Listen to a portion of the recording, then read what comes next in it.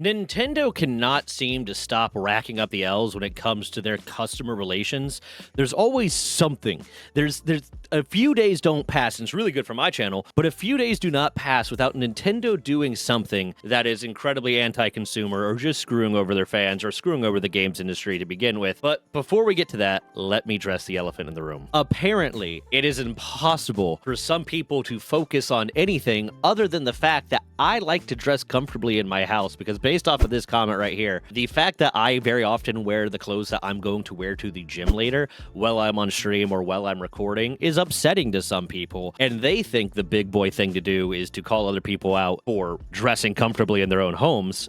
So I decided to put on my dress kilt. I hope that this is satisfactorily fancy for my dress kilt, my lovely dress kilt. I know I'm not wearing this, but quite frankly, I don't know where my other one is, and my new one that I had not unpacked is kind of covered in metal oil on the chain, and I don't want to get that all over my kilt. So here I am. But I hope I'm dressed satisfactorily fancy for those of you that are incapable of paying attention if I'm not wearing a suit. But anyways, let's get to the main point of this video. Apparently, it is starting to occur where people that pre-ordered the Pokemon Legends Z through A are having their pre-orders canceled. Why might they be doing that, you ask? We don't know, but people have realized that the ones that are being canceled are the ones specifically for the Switch 1, the people that ordered or pre-ordered Pokemon Legends Z through A or the Switch 1, and more specifically the ones that ordered it with the like little extra plushie, like they paid a little bit more to get the plushie,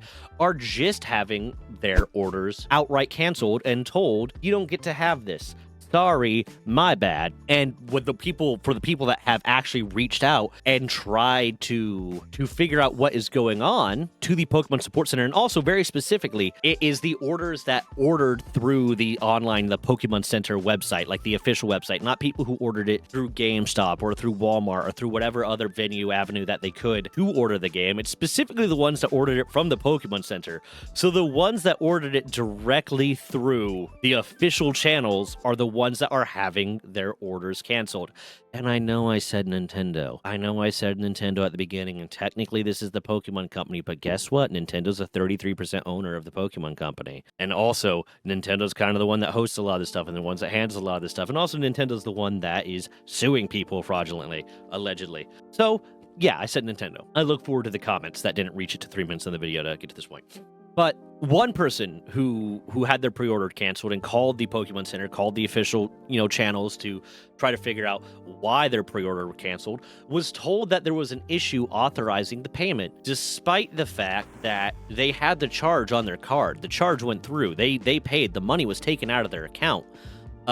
So not sure what the issue reauthorizing the payment was, but the speculation that a lot of people are having, and the speculation that I would have in this situation, because it's exactly what happened to me when I ordered my PlayStation 5, is that essentially Nintendo did not properly anticipate or prepare for the number of pre-orders that they have, specifically when it comes to the plush that is supposed to come with it. That effectively they oversold and undermanufactured the amount of product that they have to have in order to fulfill all these pre-orders. So they're just essentially kind of going down a list. And this is all speculation. They haven't put out anything, because apparently Nintendo's just coming up with bullshit and saying, oh, well, we couldn't charge a card, but there's a charge on my card. Oh, well, sorry, we couldn't charge it. Huh, interesting. But essentially what might be happening is they are filling out the orders that they can.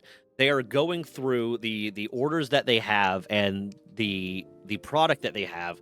They are filling the ones that they can, and then they are just canceling the pre-orders for the ones that they can't. But they don't want to admit that, hey, we screwed up our logistics, we didn't plan properly, we didn't manufacture, we oversold what we had, and now you're eating the cost of this. I know you put this money down a while ago, and I know for some of you, this might have been a significant purchase. There's a lot of people that want to play video games and want to play Nintendo games that aren't operating with an unlimited amount of money. So the whatever, $80 or plus that it costs to pre-order the Pokemon Legends Z through A might have been a significant purchase for them, and it might have been something that they were looking forward to for a while, but the logistic channels just didn't work, the manufacturing didn't work, they didn't get enough of the stuff done, so you can eat a dick, is essentially what is happening here. Allegedly, speculatively, what people are thinking is going to happen here.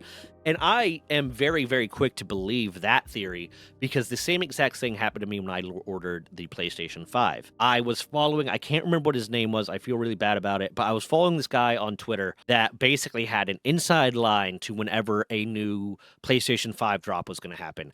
And I was literally on my way to my physics class in college to go to class when I got the Twitter notification. I was like, I pulled into the parking garage, was about to get out, got the Twitter notification, and it said, hey, in 5 minutes, there's going to be a PlayStation 5 drop on the GameStop website. Order now if you want the chance. It's going to be dropped in 5 minutes. You got to be there quick. So I texted my buddy that was in the class with me, told him to tell the professor, because I did not miss classes, told him to tell the professor that I was shitting my brains out and I wasn't coming in. And I sat in my car, refreshing. Ooh, it's loaded. I got it. And I ordered the PlayStation 5, and I ordered that it was supposed to have 2-day shipping. It was supposed to be to me in 2 days. It took a month for me to get the PlayStation 5, and I kept calling them when it didn't arrive in 2 days, and I didn't see any notification that it had shipped. I called them. I said, hey, where's my PlayStation? And they said, oh, there must be some error in the shipping, blah, blah, blah. Called again a few days later. Hey, still no notification. Where's my... And eventually I kept calling back, and I got mad. I yelled at someone. I threatened to talk to the manager and then call a lawyer and blah, blah, blah, and all this other shit. I said all the buzzwords that you need to get them to start taking you seriously. And the person effectively... And I said to them, here's what I think happened.